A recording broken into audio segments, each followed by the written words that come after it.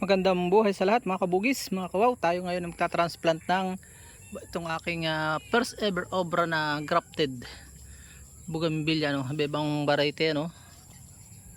Isa, dalawa, tatlo, apat, 4 in 1, ano? Dadagdagan ko pa po yan. So bumili po ako nitong malaking paso na maganda, 122. Nabarat ko lang po siya ng 100. So yan, makikita nyo direct wala nang edit yan, oh. May sukatan doon, oh, yun to. Hanggang doon po lalagyan ko ng buhangin. Maganda siya dahil ito may may butas, 4 na butas sa ilalim. Oh, yun ang level niya, oh. Yan, lalagyan ko pa po siya ng carbonate, rice hull, pinag-ipa. And then i-ready natin muna itong mixture natin. Ito po ang ginawa ko para madali nyo masundan, 50-50 or 45-55 ang lupa. Ideally ganun, mas madami ang rice hull itong ipa gilingan. Binibili ko po ito ng 10 pesos ang isa, yung medyo bulok na. Yung iba ang ginagamit po ay hindi po bulok, yung sa bagong giling. At ang ginawa ko po, kinolekta ko yung wisdom ng mga nauna sa atin na nag-pioneer ng mga ganito dito sa amin. At nag-member po ako ng Bonsai Philippines ng coconuts ng bougainvillea para makolekta ko po yung wisdom ng mga kasamahan natin, at nagbibigay din ako ng wisdom doon, yung mga natutunan ko ng personal lang ilang buwan pa lang po ako, pero ang dami ko nang natutunan. Bakit? Hindi ko na kailangan maging expert pa. Inalam ko po ang wisdom mula sa mga kawaw natin, mga kabugis natin na expert doon sa group chat, sa aming page sa Bougainvillea Philippines bonsai. So yun, ang nakita ko doon yung mga payo, mayroong nagpapayo ng coco peat, may nagpapayong hindi. So hindi ako naglagay ng coco peat kasi po nag-i-invite siya ng tinatawag namin na uok, yung may puti, white grub sa English, nangangain po ng ugat. So ano ko yun, hindi ko siya isinama. May mga nagpayo naman na isasama yon, basta yung hindi yung pino, hindi yung screen, kasi nga nagko-compact kapag ka-screen. So yung hindi ako nagsama nun for security. Merong bugis natin dito sa amin sa lalawigan hindi makabuhay sa coco peat. So may something wrong talaga meron namang nakakabuhay. At yun nga sinabi sa akin, huwag kang bibili ng screen. Yung non-screen dahil nagko-compact nga siya at nag-i-stack ng maraming tubig. At yun, yung non-screened ay hindi siya, loose siya. So may buhangin po, may nagpayo din na may buhangin, so pinagsama natin, nilagyan natin ng buhangin yun at lupa. Ang inihalo ko na po yun, 50-50 muna nitong lupa at ng 50-45, 55-45 ang ginawa ko dito sa lupa. And then yung buhangin, nasa sa inyo na kung ano yung ratio, another 50-50 ganun. Tapos itong hinalokan ko rin po nitong carbonized rice hull para hindi magpunggos, mag-loose din at hindi magpunggos.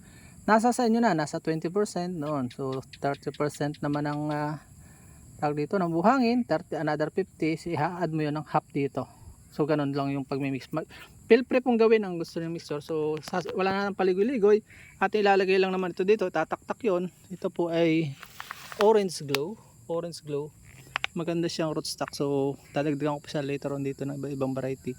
Patatabain ko lang, mas maganda pong payo ko na lang, mas maganda pong patabain nyo yung sanga payo, no? Pwede na itong ganito kataba, mas madaling mabuhay pag mataba kaysa doon sa payat kasi nga mas madami sa katas yung naibibigay doon sa sayon. Yung sayon din mas maganda, ideally mas mataba para mas madali din mabuhay. Yan, ito puputulin ko na ito at sayang yung nutrient na bababa lang, dapat pataas. Tapos yung malalaki ititrim nyo na lang, yung mga maliliit na yan at itanim na lang.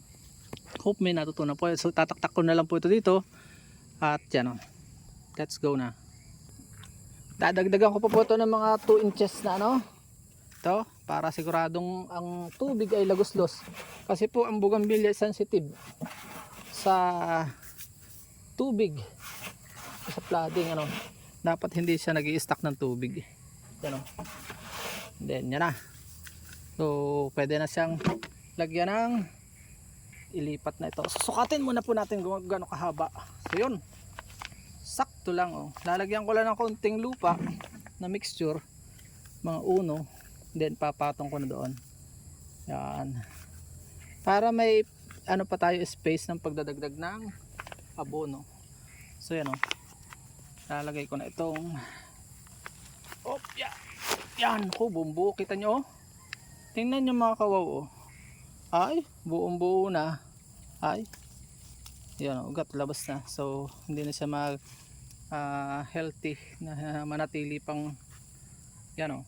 Ganyan lang po ang pag transplant. Mananatili po itong tag niya para hindi itong mga ano, parang kumabuhay man. Salamat kung hindi, tatanggalin ko na.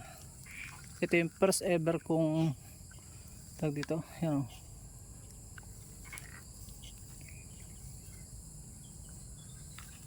Palibot, lagyan po natin palibot. Kahit hindi nyo nadiligan yan muna sa ano, dahil yun ay basa pa. Ideally po gawin nyo po ng gabi para ganitong hapon, mga naulan, yan o, mas madali siyang i-maintain pag ganito lang kaliit yung lupa mga kabugis, mga kawaw. So yan o, ang dami pang labi sa aking lupa. Ligyan natin, hindi naman yan mas mamatay. So yan ang munat, para may place pa ako sa pagdadagdag ng organic soil, organic matter. O yan o. Yan, ideally ganyan lang po ang clearance sa ibabaw, dos. So naway may natutunan po kayo sa mix sa ating agrikwentuhan. Paalam and God bless.